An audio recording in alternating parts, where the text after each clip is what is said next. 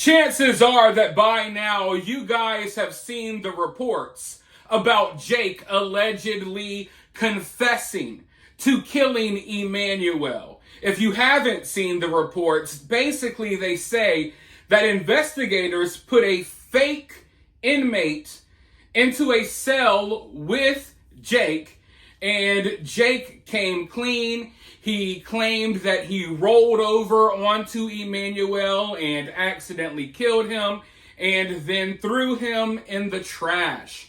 I'm sure you guys have seen these reports, but there's a reason why I did not report on this earlier, and that reason is because these reports did not sound right to me. Now, I know this information originally came from Brian Enton, and I have nothing against Brian. I think that he's a good reporter, one of the few reporters I respect. But sometimes people get it wrong. Sometimes people's sources provide information that is not true. And as soon as I saw this information this morning, something about it just didn't seem right to me. But I had all types of people tagging me, people letting me know in the comments, people sending me messages. But you see, from my understanding, Jake has been in protective custody, which means that Jake would not be interacting with any other inmates, real or fake. So that right there was kind of a red flag to me, and that's why I didn't report on it, because it didn't sound believable. Also, look, I know there's a lot of information swirling out there about this case, some real, some fake. I know there's a lot of sources coming forward with certain information.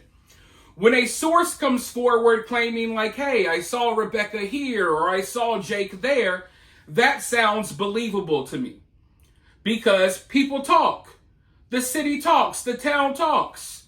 Yeah, Jake and Rebecca went to different shops and they were seen. When sources come forward with that type of information, it sounds believable, right? Because that's just everyday average life. Yeah, you get seen at the gas station or somewhere.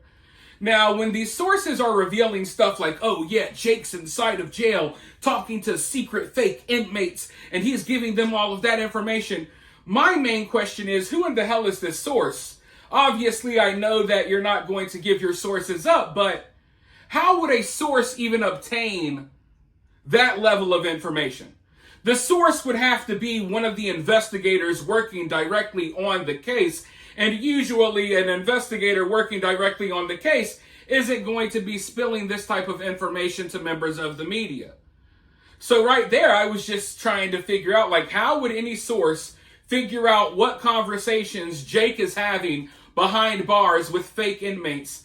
So none of it really sounded too believable to me.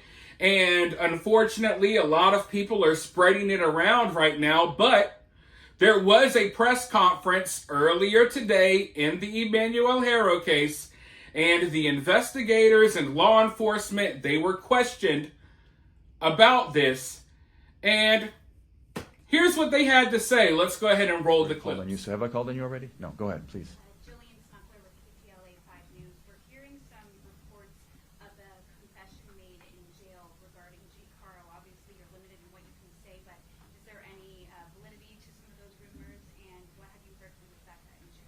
I can tell you that that's not true. It's there's no confession made in jail. I'll go back there and then I'll come back to you. I think the obvious question is, what happened then? I mean, we did hear those reports. My coworkers just asked about the jail confession. Your authorities used a fake inmate to get information, and the father confessed that. Well, see, that's not true. So I don't know where you. Well, no. See, this is what happens when you've got all these folks out there online and these keyboard warriors. You get a lot of misinformation, and what you just said is not true. It's misinformation. So that's what I'll tell you did not happen. Okay, but okay? You can't say what. There's no information. I can't talk about the facts of the case. Well, no, I'm giving you information about baby EMMANUEL. I'm giving you information about the cases and the investigation, but what you just said did not happen. So, that's not, I can't be responsible for when you guys get it wrong. Go ahead. So there you have it, folks. None of that stuff is true.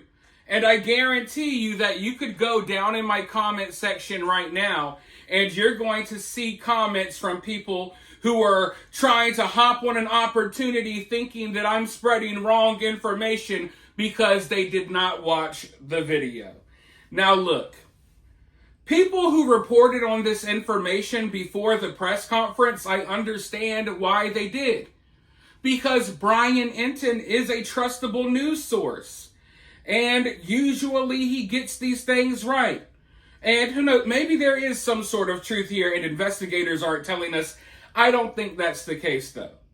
However, here's the problem. The problem isn't that people, started talking about this. The problem is, after the press conference, even after law enforcement came out, as you heard, and said that this is not true, there's no truth to this, the mainstream media and local media, for whatever reason, are still spreading this information. Literally after the press conference, they still put out news articles spreading this fake information.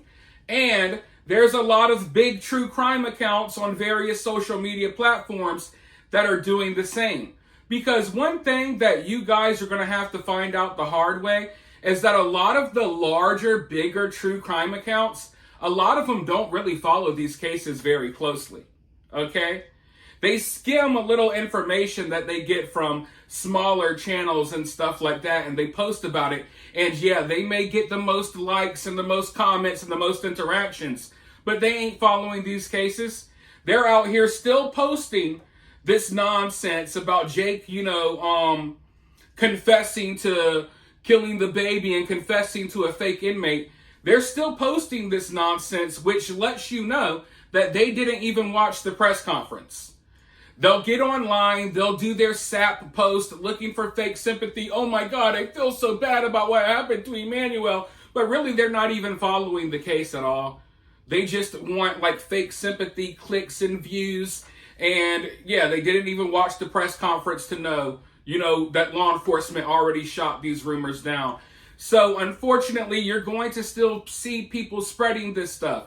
And it's more lucrative to continue spreading this stuff because it's more interesting to think that this could have happened than to just come out and say the truth that, hey, this didn't happen. So yeah, that's where we're at as far as that information goes. I wanted to clear that up because that's basically all I've been hearing about today. There's other stuff that was said in the press conference, and I'll be going over all of that in future videos. For now, you guys let me know what you think about all of this down in the comments below. While you're down there, hit that thumbs up, hit that subscribe, ring that notification bell, and I'll talk to you all very soon in the next one.